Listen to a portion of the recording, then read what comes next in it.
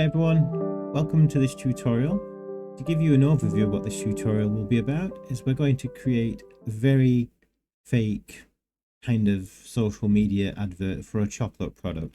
So now we'll move into animation. Just to recap, we set up our project structure, our cameras, and then we brought some assets in, and we are now going to export,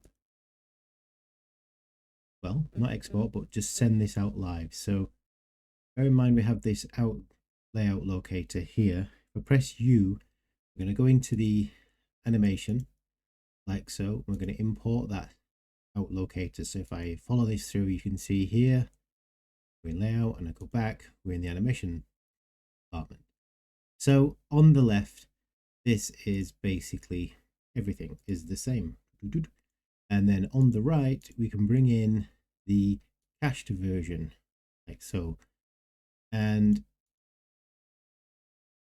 what you will see, if I actually put this on one, you will see it doesn't switch between cameras, but you can do it manually. So that's just something to bear in mind. That's why I'm preferring to use the stream 0, which is this one here, which is the live layout. If I link it to the render settings, we can see we can just keep going. I'm going to put this through this null called to shots. I'm going to go into another LOP network called shot 000.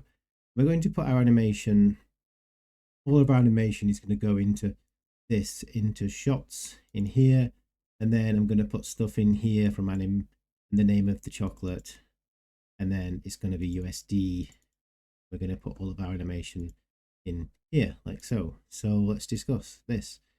So in this node, we've got another LOP network called chocolate eggs. So if we had a few assets we wanted to animate, I could put another asset in here, chocolate egg 02 or whatever it is we want, and then just work on them independently. So in here, we import and we fetch this to shots. So if we go back up again, we're just fetching this into here, and that's pretty much it. We do a layer break. So everything we do in our structure, we only save what we change. And again, I've got one of these kind of controllers here to kind of say we're in the animation department, and we're going to use this as the name of the asset. And we're now in shot 000, and we've got this production. It's not an asset, it's a shot. And if I middle click, that's going to just take me straight through to this location. So this resolves to that. It's an alias, it's a shortcut. It's just a predefined set of parameters I did on a locator just to save myself from doing this over and over again. So you can see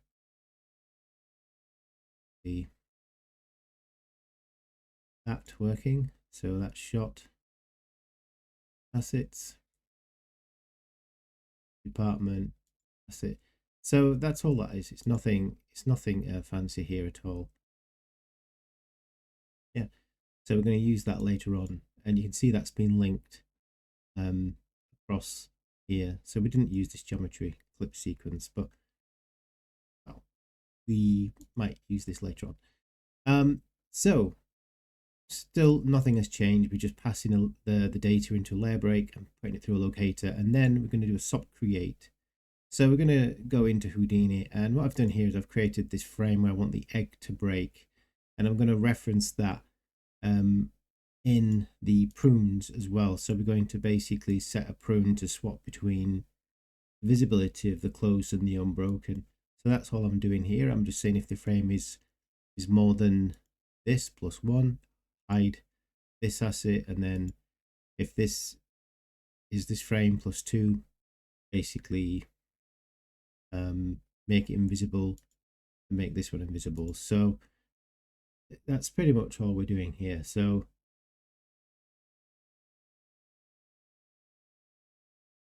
if you see the little visibility signs here, you can see them switching on and off like that. So it's just doing that.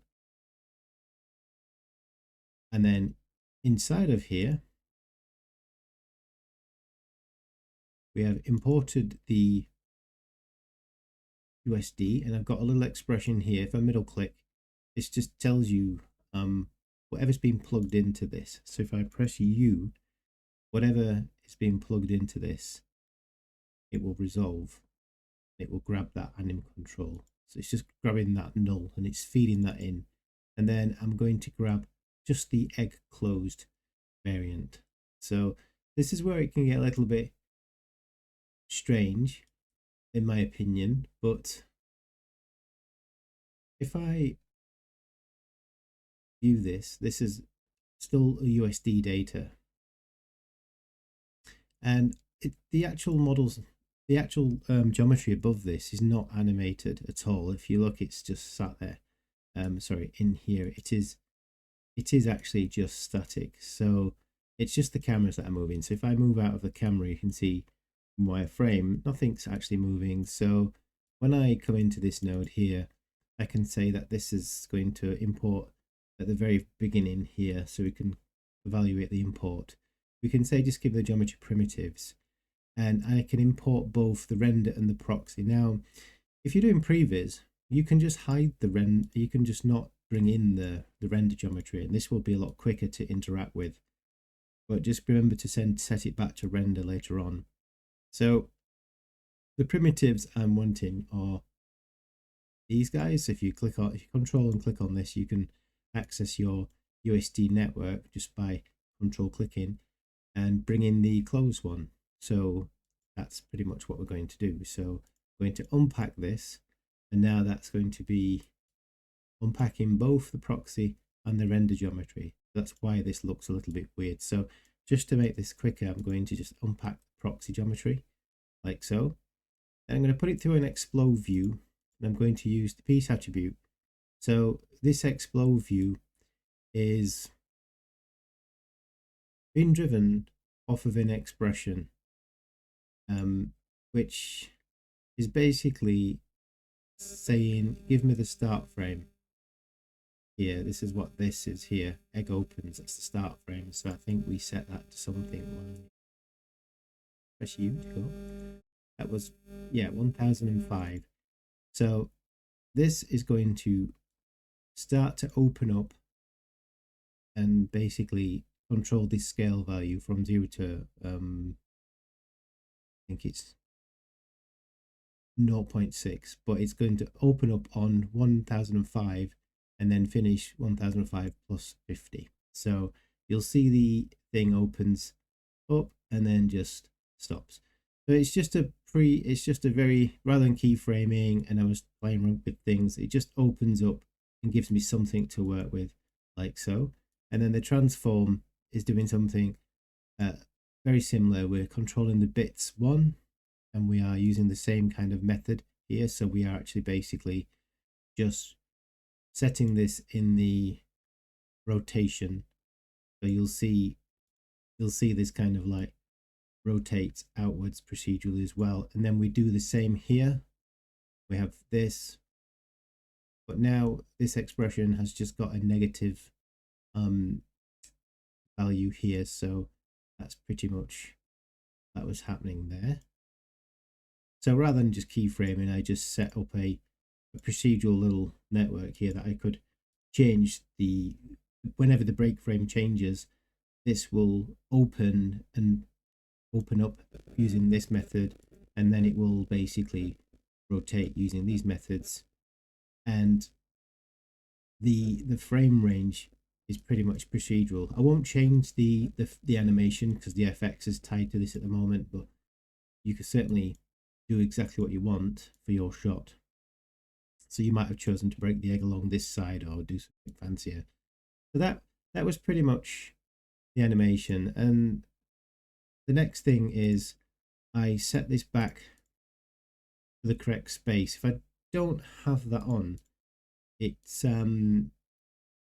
it can kind of go in at the wrong space. So how can I explain this? You can see we're only really affecting one egg, and that's fine. And there's no animation on this at the moment. So if we just pin this and we look inside here and we don't have that, we look up, it might be okay, but I think it's good practice to make sure that this is actually in place to do the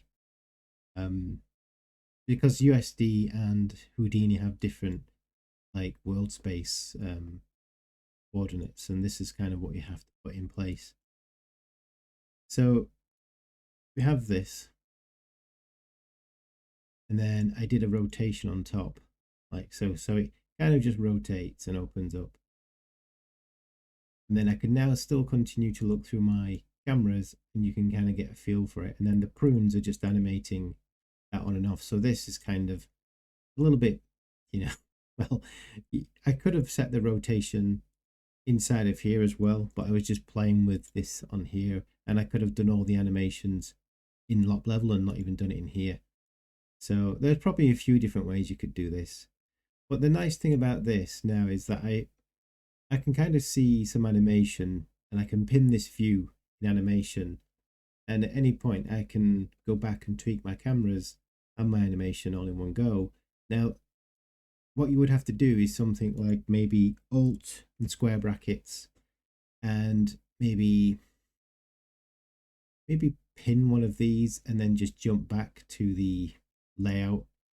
And then you can see you've got control. If you hit P, you've got control over the cameras and how they may appear. So if I just stop a camera now, maybe on shot 20, and I know that's in here, I could tweak the camera and it's still live. So I can kind of do my stuff, do my animation and stuff, and kind of work interactively with layout feeding into animation. So at any point I could stop the spin and just kind of take a look and start to block out all 3 shots on this one piece of animation, like so. So I kind of did it this way. I might be optimizing this a little bit more later on, but I just wanted a more procedural approach. Maybe the next project things will be done a little differently.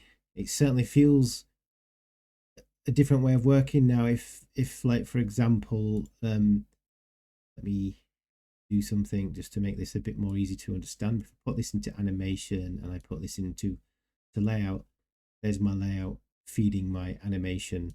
So you can see we're in 2 different like lop networks or departments, and we're kind of working as one now. So it's kind of like go in here, back into here, and I can interact with both, but I'm always viewing the output of my animation department. So I could actually link this to 1, and I could link this to 1.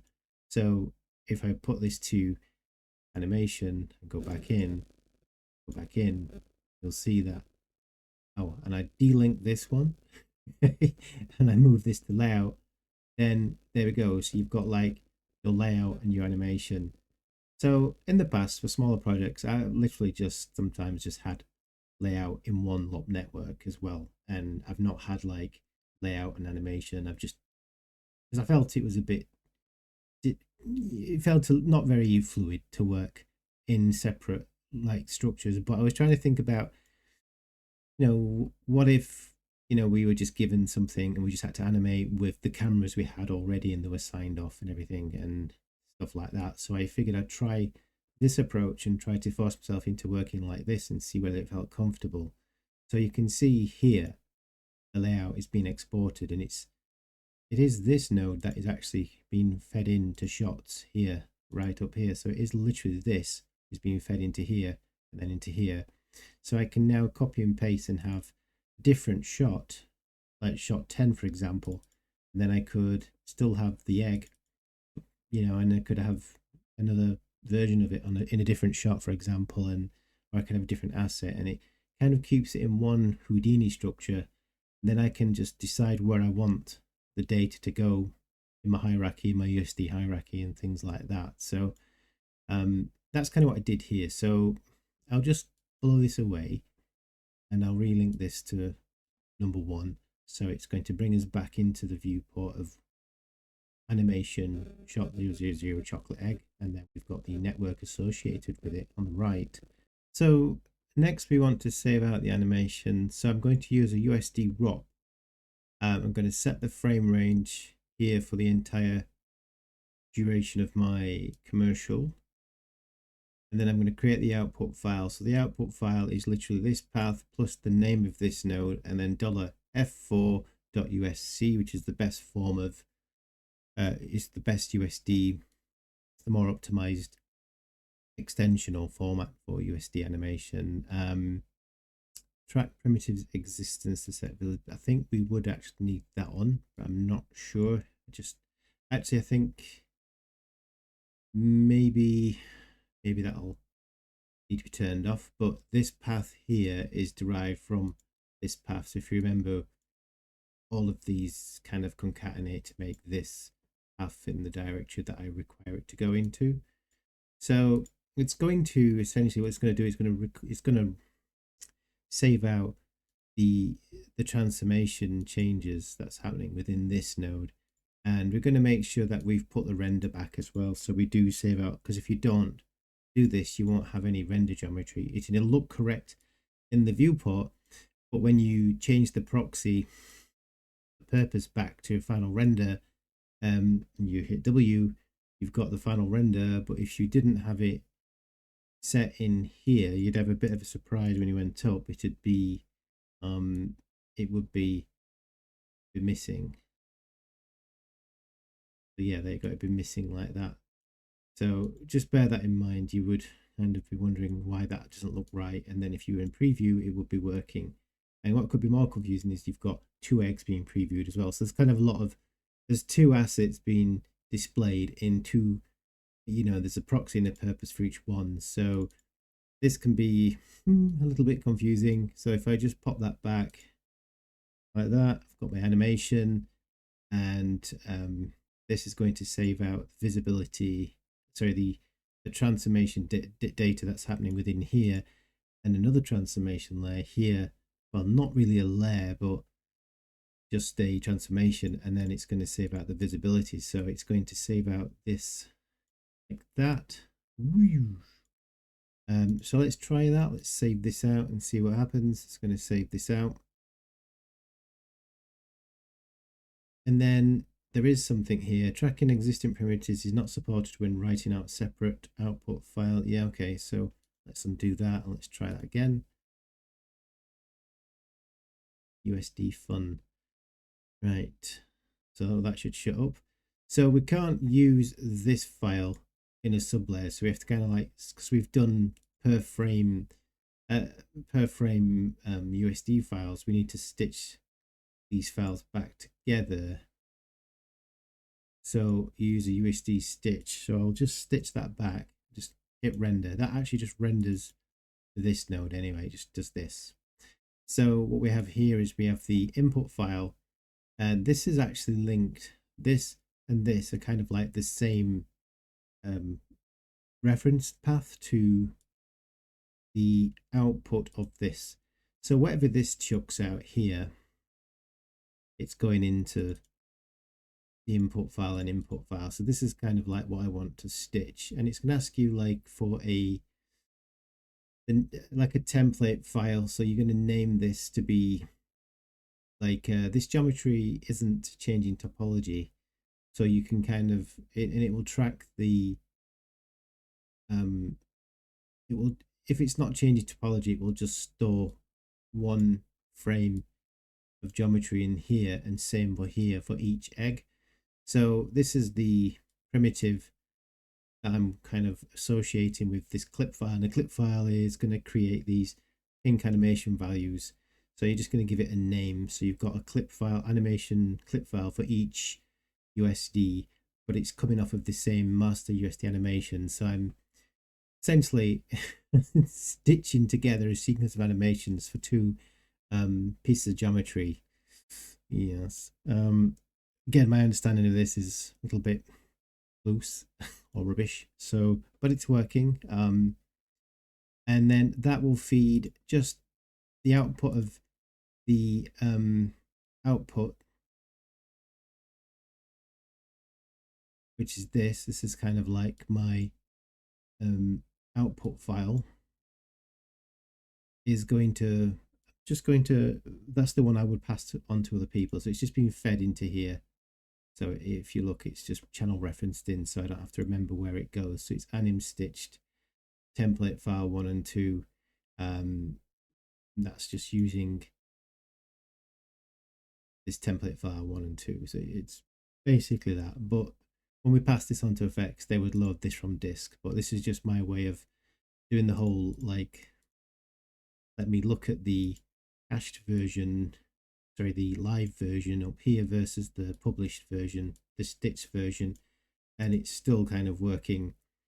And we've got fairly quick interactivity as well on the viewport and stuff. So so that's pretty much the way I've done this. Again, I mentioned before, I am still looking into this and trying to optimize this, but this kind of did the job and allowed me to move forward, but it was a bit of a surprise and a bit of a headache, really.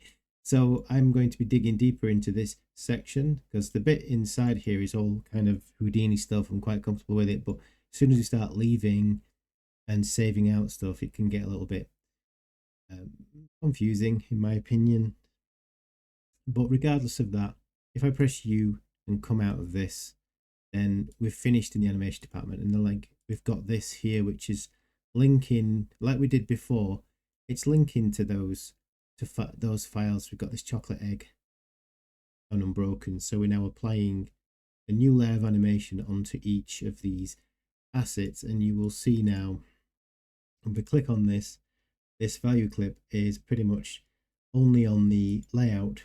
Remember the ANIM layout, so if you remember what that is, got this ANIM layout, and then in fact we can view that here. It's the same thing, but we've cached. So yeah, you can see the live version, the cached version. Something seems a bit off, maybe with the normals or something. I don't know. Something just seemed to shift a little bit when I went from live to, I think it might be the normals. Sure, we'll find out soon enough. What we could do at this stage, though, is we don't even have to go to effects now. We could just get the lighting setup done, and we could skip like any of these departments and revisit them. So we could just sanity check that. We could even sanity check to see whether the effects still kind of come through, and they do. So something seems okay. So yeah, that's my take on importing the live layout with an option to view the published cached versions with some limitations, and then pushing that into a shot-based, asset-based workflow for animation, where we can go in, do some bits and bobs, and then return back up to top level and just drop that in. So yeah, so that would then feed the effects department right in like that. And then we could start to discuss, let's just pop the camera on, we could start to discuss some basic effects. So what we're looking at here is the results of what was going off in there. So this is a published effects pass in there as well. So in the next video, I will talk about the effects and just doing one basic effect using the flip SOP, something as quick as I can, just to get something in there and just swap out this. Remember this temporary geometry that we couldn't really look depth, and this is the proxy, if we remember, just to see how that all works. Let's dive into the effects next.